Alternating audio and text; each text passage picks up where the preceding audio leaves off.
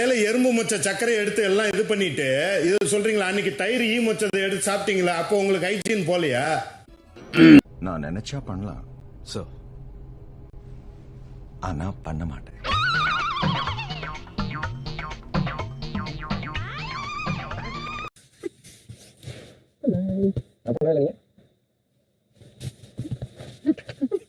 நம்ம பக்கத்து வீட்டில் ஒரு 50 வயசு பாட்டி இருக்காங்களா? இல்லை, ஒரு 80 பாட்டி இருக்காங்களா? என் பக்கத்தில் 80 பாட்டி இருக்காங்க. அவன் கல்யாணம் முடியாமல் இருக்கு. பா அவன் கல்யாணம் முடிச்சு வச்சு பசிட்டு நானே நடத்தி வைக்கேன். இல்லை காம வெறி பிசாசுகளா? ஏன்னா இப்படி இருக்கீங்க? சுகருக்குள்ள கரப்பாம்பூச்சி. ஆமாம், லெவலில் ஃபுல்லாக கரப்பாம்பூச்சி. அது எறும்புங்க. அது எறும்பு இல்லை, கரப்பாம்பூச்சியே இருந்துச்சு. கரெக்ட் தான்டா, கரெக்ட் தான். வித்தியாசமே தெரியாத உங்களை எனக்கு அஸ்டண்டா வச்ச பத்தியா? அதை நினைச்சு நான் ரொம்ப பெருமைப்படுறேன்டா. வந்து பார்த்தா எல்லாத்துலயும் கரப்பாம்பூச்சி இருந்துச்சு. அதனால எல்லாத்தையும் எடுத்து கொட்டிட்டேன். இருந்துச்சு. இந்த கட்டெரும்பு மாதிரி பெருசா இருக்குன்னு தெரியுமா? அதுதான் இருந்துச்சு. வேற என்ன சொன்னான்? ஃபர்ஸ்ட் நீங்க ஏன் வேஸ்ட் பண்ணீங்க? இப்ப இல்லன்னு தெரியல, நீங்க எதுக்கு? அதுதான் சொல்றேன். அதை ரீரெஜிஸ்டர் பண்ணுமா? கவுண்டர் அட்டாக் ரீரெஜிஸ்டர் பண்ணுமா? ஆமாங்க, அவ்வளோதாங்க matter. This is not your home. That's what exactly I am saying. This is not your home to facilitate you everything. Okay. ஏன் பாரு இவ்வளவு தயிர் ஊத்தி சாப்பிடுறேன். சாப்பிடும் போது அப்படி சொல்லாதீங்க. அதனால அது வயசுல பெரியவர் தானே நீங்க. இத ஒன்னு சொல்லிடுவேன். குழந்தைத்தனமா பண்ணாதீங்க. நிஜமாவே இது அவ்வளவு பெரிய விஷயமாடா? ஆமா. சாரியா. ஓகேண்ணா. சாக்லேட் பண்ணா sorry. See, nobody is perfect.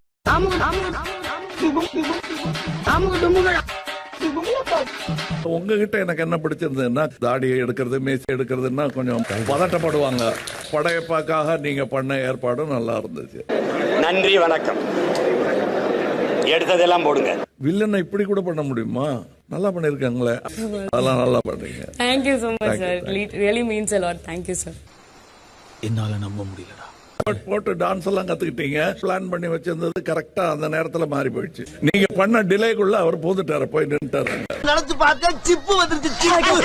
நீங்க கொஞ்சம் மனசு உடைஞ்சதை காட்டிக்காம அப்படியே கை தட்டி. பாவம், அவங்க அது 2 நாள் பிளான் பண்ணிட்டு இருந்தாங்க.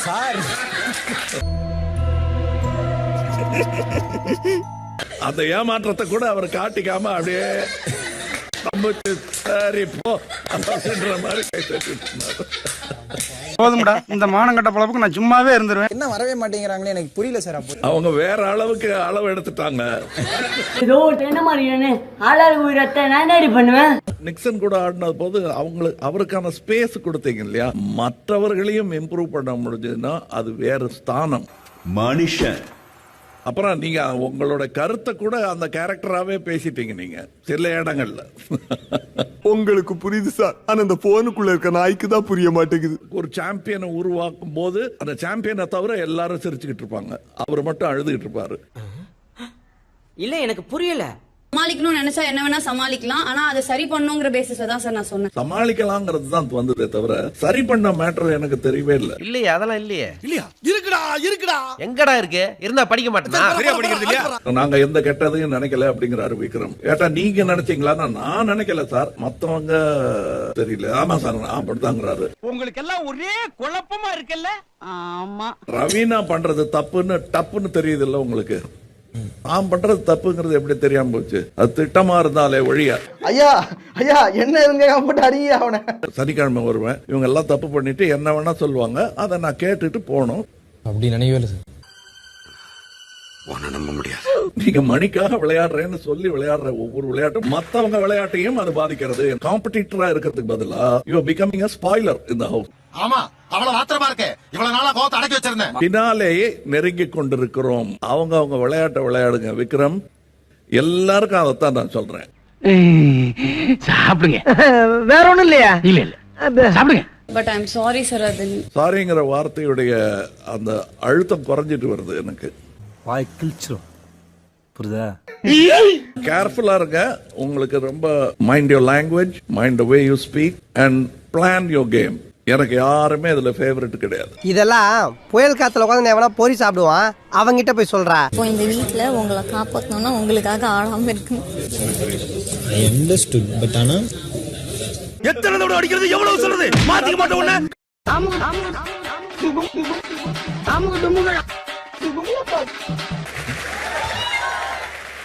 என்ஜாய் பண்ணுங்கண்ணா, செலிப்ரேட் பண்ணுங்கண்ணா. கவலைப்படாதடா, நாளைக்கு வந்துடும். அடுத்த வாரம் பார்ப்போம். நிறைவேறாத ஆசைகளோட மூட்டை முடிச்ச கட்டுறது தான் மனுஷங்களோட வாழ்க்கை போல இருக்கு. நீங்க உட்காருங்க. உனக்கு தனியா கவனிச்சுக்கிறேன். இப்ப 2 வாரமா பூர்ணிமா வந்து இல்ல நான் இப்படிதான் செய்வேன் அப்படின்னு சொல்லி கொஞ்சம் எதிர்த்து பேசி அதை ஃபாலோ பண்ணாக்க இங்க வந்தவன சார் உங்க கையை தூக்கி போய் காட்டுவாரு. அப்படி நீங்க செய்யலனா மாயா சொன்ன மாதிரி தான் நாட் கூல். ஆனா இப்ப எல்லாமே ஏதோ நானே பண்ண மாதிரி ஒரு சீன் பண்ணிட்டாடா. உன்னோட அந்த உண்மையான முகத்தை வெளியில காட்டு. நீ இதுவா அதுவான்றது தெரியல. நிக்சன் குடுகுடுன்னு ஓடி போய் மயக்கா மயக்கா உடனே டக்குன்னு இந்த பக்கம் லெப்ட்ல திரும்புவான் தம்பி. பூர்ணிமக்கா பூர்ணிமக்கா அப்படின்னு சொல்லி இது பண்ணுவாரு. தொட நடுங்கும், மரணோலம் கேட்கும். மேடம் அவங்க வந்து இன்னமும் ஷூட்டிங்க்கு வந்ததாவே தான் நினைச்சிட்டு இருக்காங்க. வீட்டுக்குள்ள சாப்பிடும் போது கூட கேமரா எங்க இருக்குன்னு பார்த்து இப்படிதான் சாப்பிடுவாங்க. கேமரா முன்னாடி யாருன்னா நின்னா கூட சார் கொஞ்சம் தள்ளிக்கிறீங்களா கேமரா மாறிதுன்னுவாங்க. இத வந்து நீங்க யோசிச்சு பாருங்க. நான் ஏற்கனவே தம்பி விஷ்ணு கவலைப்படாதடா தம்பி, கண்டிப்பா சாரு அந்த ஒரு கை தான் தூக்கும். ஓகே மணி இப்ப சார் சொல்லிட்டாரு ஒருத்தர் தான் வருதுன்னு. அர்ச்சனா உன்னை ஒருத்தருக்கு பிடிக்கலன்னா அவங்க மேலதான் தப்பு. உன்னை யாருக்குமே பிடிக்கலன்னா உன் மேலதான் தப்பு. அட்ஜஸ்ட் பண்ணி போ. உனக்கு ஆயுசு 150. தினேஷ் அதெல்லாம் இங்க கோர்க்காதீங்க. கண்டிப்பாக சார் வந்து தூக்குறதுக்கு வாய்ப்பு இருக்கு. சிட்டி ரோபோ 2.0 அப்படி சேஞ்ச் த சிப் இந்த பேட்டி வந்து எல்லாத்தையும் மயக்கா மயக்கா என்னடா டயலாக் இது? எவன் எழுதி கொடுத்தானே அது இப்படி பேசிட்டு போறான்? ஆமா, நான் மட்டும் வந்து எல்லாம் அவர் சொல்றதெல்லாம் அந்த கிளிப் தேடி அவர்தான் சொல்லிட்டு ஜாலி பண்ணிட்டு போயிட்டாரு. சொன்னதெல்லாம் உண்மைன்னு ஒண்ணும் கிடையாது. அவன் இருந்தாலும் இம்சையா இருக்கு, இல்லைன்னாலும் மனசுக்கு வேதனையா இருக்கு. எங்க போய் தொலைஞ்சு ஐஸ்வர்யா ராய் அப்படின்னு முடிவு பண்ணதும் எலும்பு கூட குட் ஐடியா. Thank you sir. அரண்டா நானே கூட நம்பி இருப்பேன்.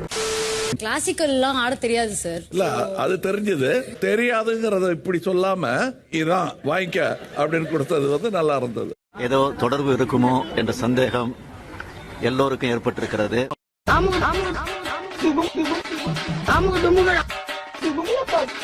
அவங்களும் மாயாவும் ஃப்ரெண்ட்ஸாவே இருந்தாலும் அவங்களுக்கு அவங்க ஸ்டாண்ட்ல அவங்களே நின்னாங்க. சோ அதுக்கான ஒரு ரெக்கக்னிஷனா நான் அதை கொடுக்கணும். சோ அதனால நான் வந்து அது ஸ்ட்ராட்டஜி அப்படிலாம் எதுவுமே யோசிக்கல சார். ஸ்ட்ராட்டஜியா யோசிக்கலையே தவிர எதுவுமே யோசிக்கலைங்கிறது தான் என்னுடைய விமர்சனம். ஏதோ பண்ணிட்டு இருக்கானமா அப்படின்னு ஜோக்கர் மாதிரி அப்படின்னு. உண்மையிலே ஜோக்கர் தான். இப்ப நீங்க ஆரம்பிச்சு வச்சது அப்படியே தொடர்ந்துடுச்சு. Everything went out of balance.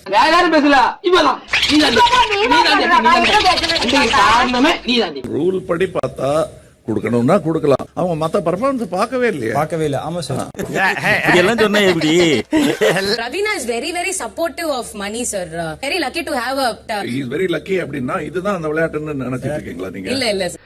இப்ப அவனுக்கு உன்னை கேட்டானுங்களா இல்ல நான் தான் உன்னை சொன்னா? போய் கேள்வி கேட்டுக்கலாம் ஏன் இப்படி பண்ணீங்கன்னு. மணி வின் பண்ணிட்டா அப்ப நம்மள ஒண்ணு பண்ணணும் அப்படின்னு யோசிக்கிற சிந்தனையே ஃபர்ஸ்ட் தப்பு. I am ashamed of myself.